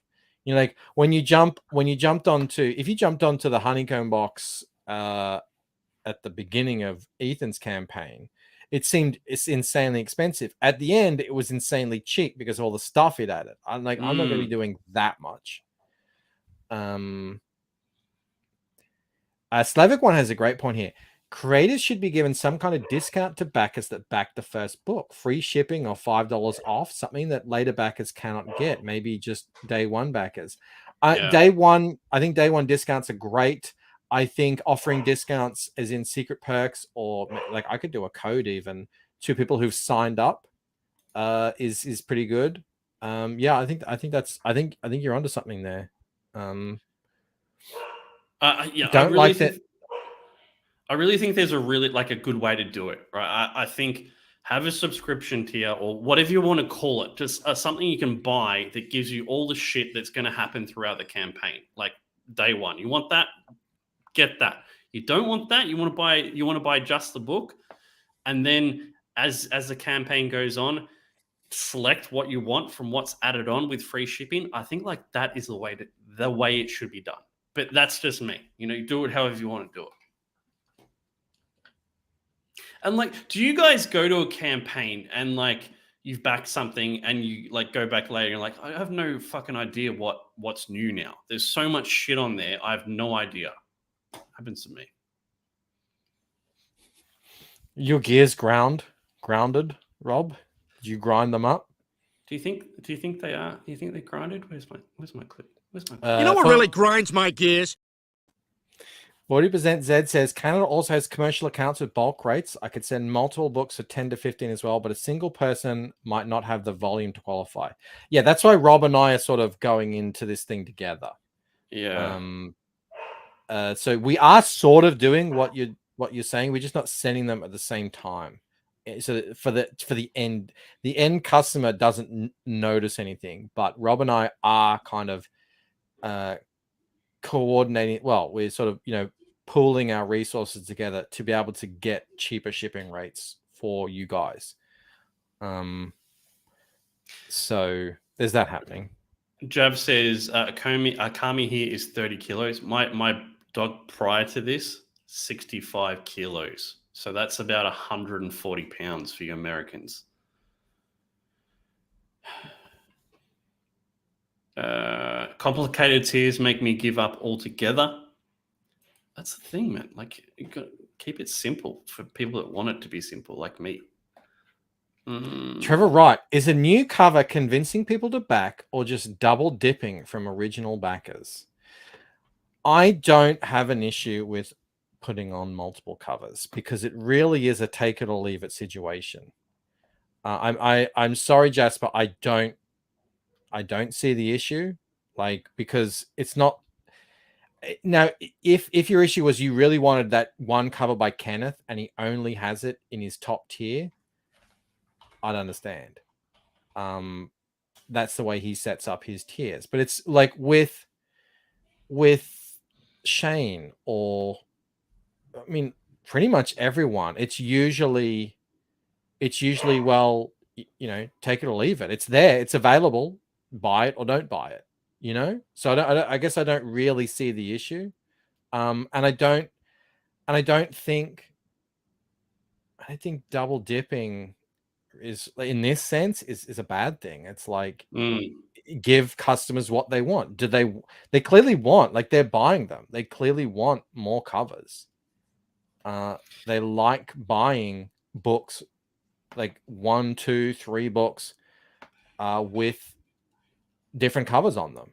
Even I am potentially being convinced to do it.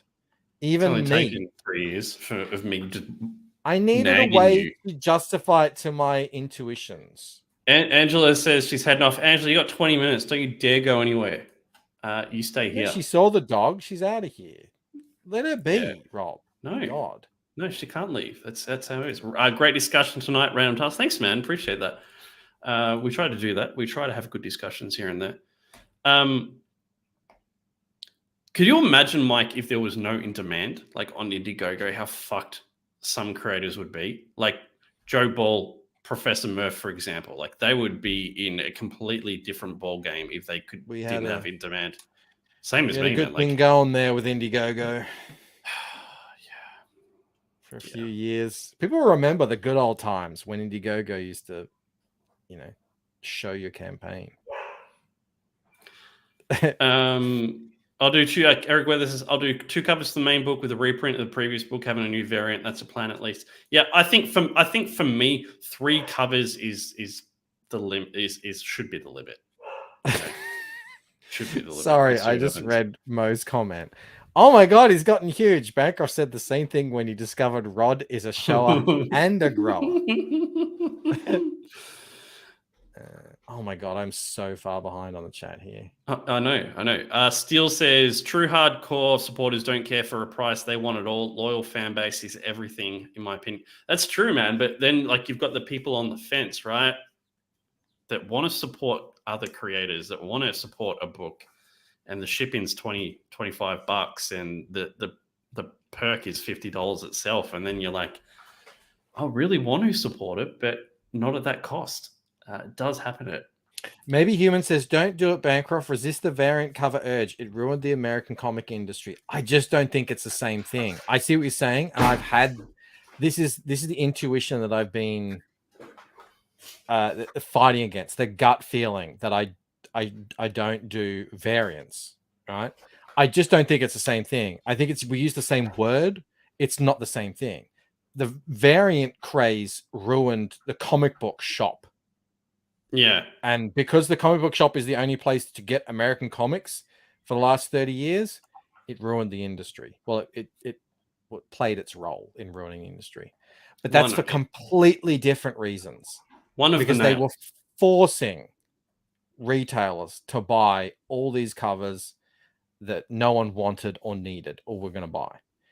The crowdfunding method is really a take it or leave it situation. And for me, the only way I would consider doing a variant is if it's a different edition. No, I would still do the variant myself. I wouldn't hire another artist. For my side stories, I will be doing variants. I'm talking about my main book. I would consider doing a hardcover variant. And that's what I tweeted about today. I asked people would you consider it? Is you interested?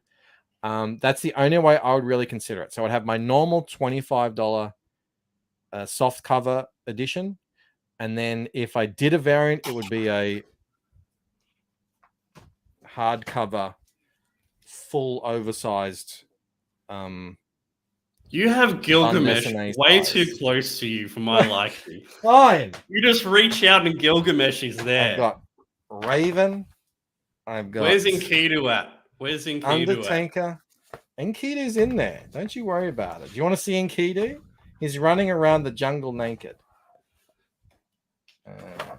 I was cleaning up my storage room the other day, Bancroft, and I looked at the original art piece that you sent for me as being a backer of the Lucent, and again, it looks like your character is having a face orgasm.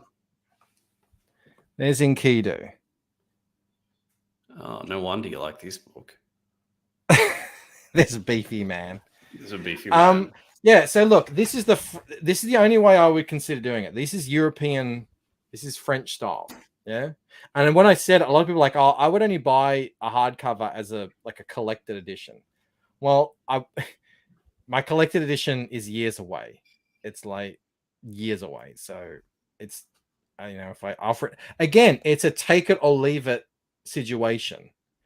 Buy it or don't in terms of the campaign. Like it's calm down.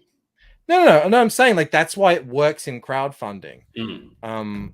Mo says it here. Having the option to buy whatever cover you prefer is different than how Marvel or DC would make shops buy 150 copies of some shit book in order to qualify to buy the variant that they want. Yeah.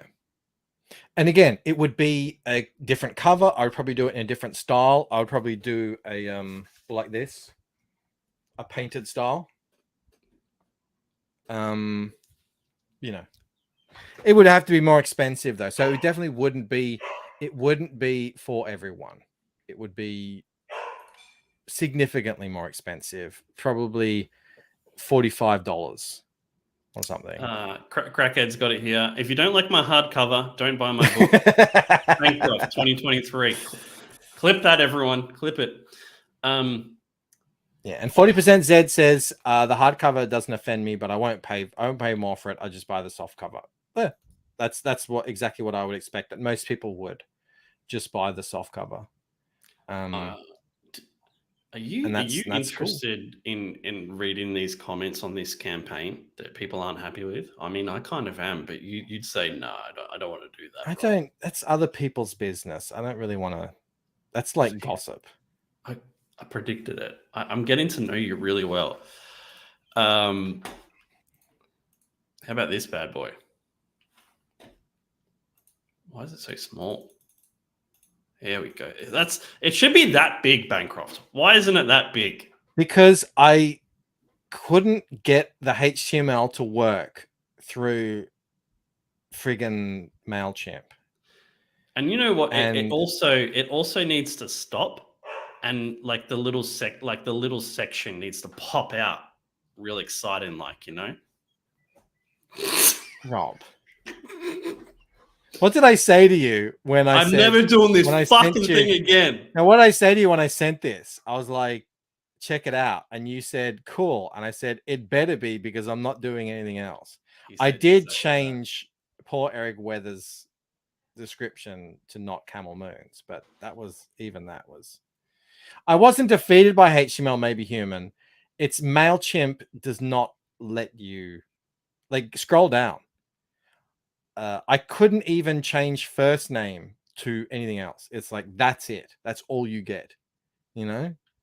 So it's very restrictive, but it works.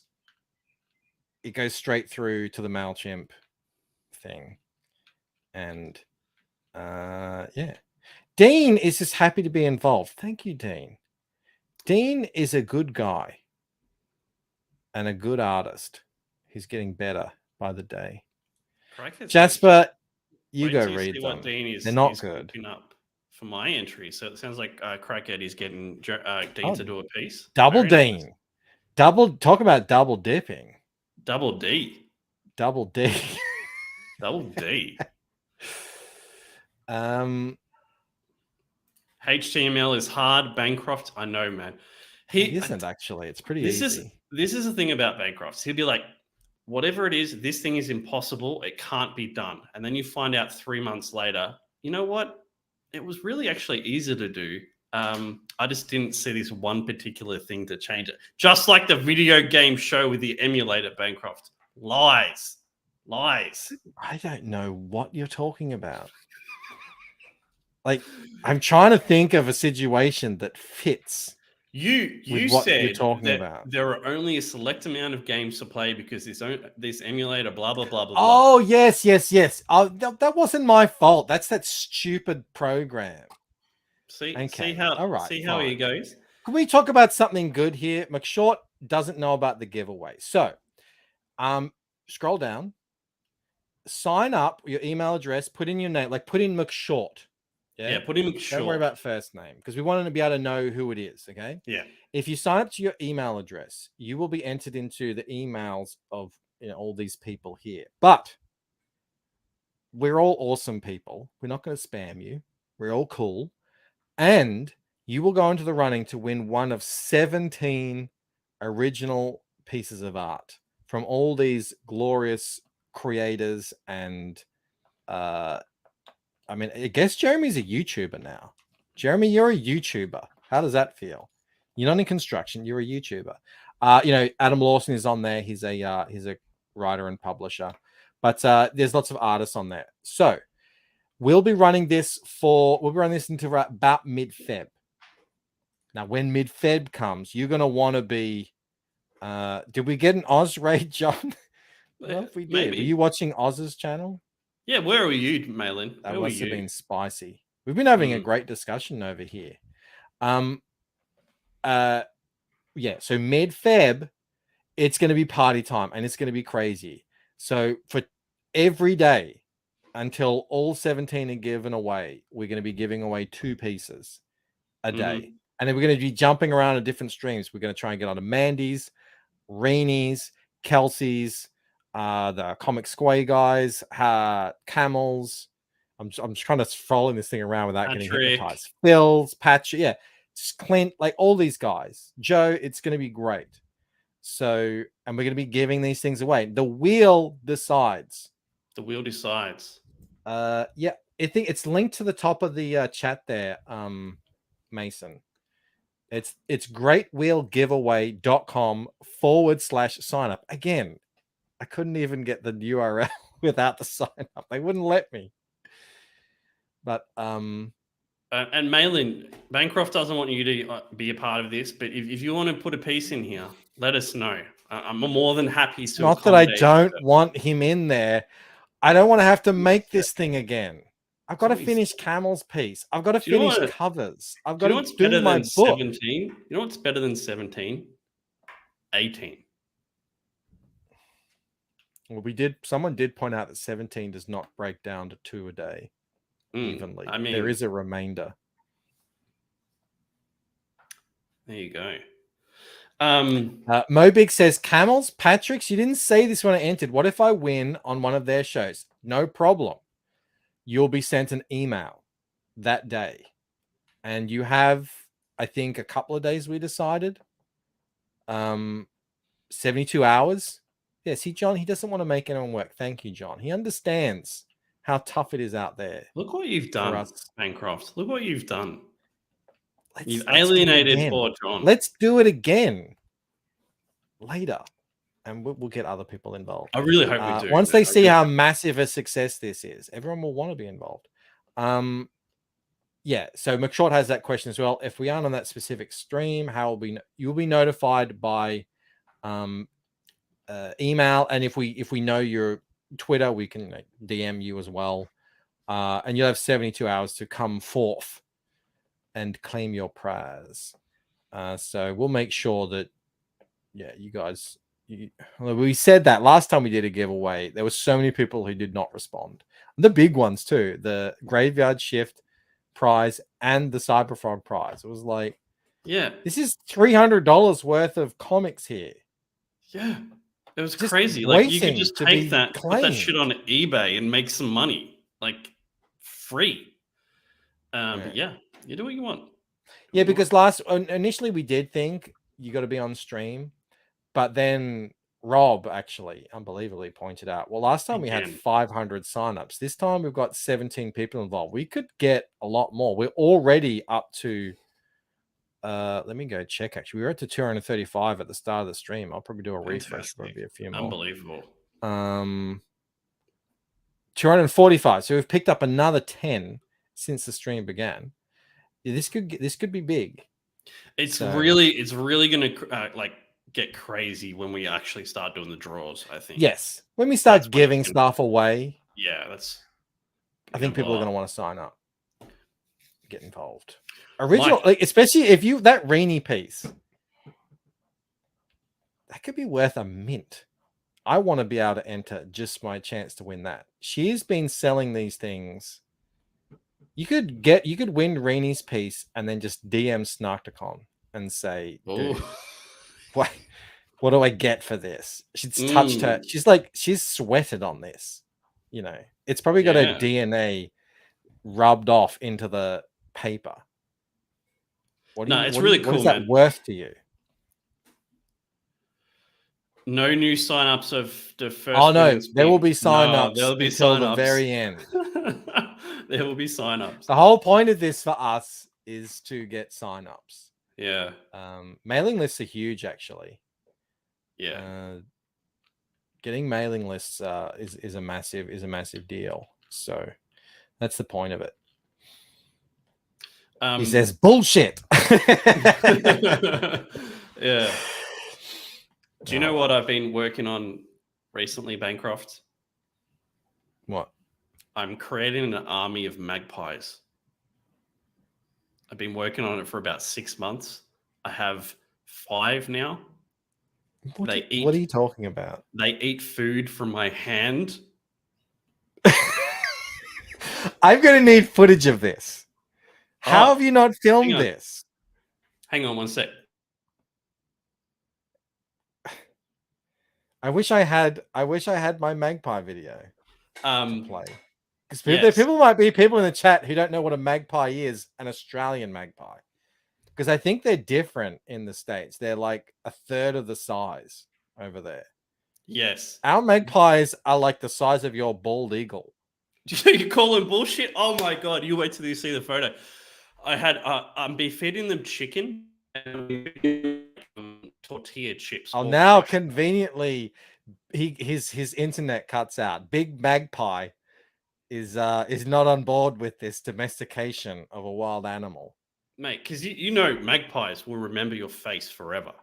Yes, yes, that is true. They are classified as they're very similar to ravens. They are incredibly intelligent, and yes, they are evil. D, you are correct. Well, they do have a very funny bird call. It's like you wake up in the morning. It's very Australian. You're like that.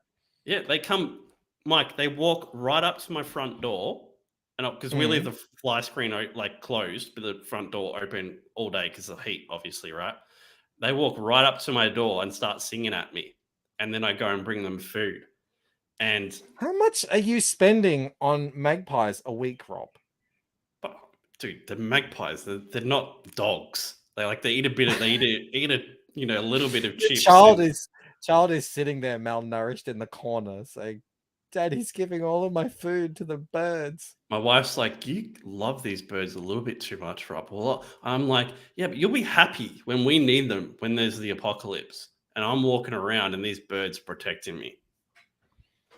They're highly intelligent, and obviously, yeah, you can use ravens as carrier birds. You could absolutely teach a magpie to send messages. Imagine you could teach a magpie to bring one of your magpies to me, and then we fly it back to you, and then we can have messages between us via magpie. Fuck, Mike, I'm not kidnapping magpies and taking them to your house. Can you see that? Yeah, let me go full screen. Go full screen. The Magpie King. I can confirm that is the front of Rob's house. I've been there. I've stood there. So I only see 4. You said 5. That's 2 magpies, right? The rest are off screen, but there's also 2 cockatoos. Oh, they're cockatoos. Yeah. Did the cockatoos get in on it? No, they only just started. I've started attracting. You're becoming a bird lady. Yeah. Feed the birds. I'm going to use these birds as my zombie killers when it comes time, mate. Oh my God. This is a psyop. Random Task says, so we'll see Rob in an eye patch soon after the magpies are done with him. Yeah, wait till they turn on you. Those things will eat you if you die. They eat out of my hand. I will get a video of it. I'll get a video of it in the next 2 weeks. They're getting a taste of your skin. Aviator Surge says Mike solved the shipping rate problem using magpies as delivery service. God, could you imagine? Very clever. That would be hilarious. Michael Deitcher, I'll never understand Australia. Up north, more in just rural areas, people will do this with kookaburras. And kookaburras are enormous. They're massive beaks. But yeah, you can feed kookaburras. They'll come to your door as well and eat out of your hand too. I saw an owl on New Year's, a big white owl. It was just sitting on the electrical wires above our car, just looking at me. Have you seen baby owls, Mike? They legit look like aliens. Like, you think I'm joking? Let me find a picture for you. Baby owls. Comic book Ingahoot says the magpies will take his woman and his son will start calling the dad. It could happen. These you don't understand how intelligent and big these things are. Does it work on cassowaries? Asks Moromi. Now that would be the dream. We don't have any cassowaries down here. I would not fuck around with a cassowary. No, no chance. Will literally eat you. You see that? Baby owls, man. Tell me that doesn't look like aliens. Is that real? Yes, is that real? Why are they standing like that? I don't know. They're excited. That's how birds stand. Sumo Thori for 10. Thank you so much, man. Is Rob getting excited that when he throws out foods, birds come and eat it? Here's $10 for the magpies. I appreciate that. Let's talk about the Tampa Con instead of birds. Jasper, why do you want to bring it? We're out of time. Yeah, we're out of time. Next week. Is TampaCon the one that people can actually still go to, Mike? Or is that the one we're not? Yeah. That's the one we're not banned from. Patrick's got a booth, a big booth. Good job. Good job, Patrick. And like Rainey is there. Graham.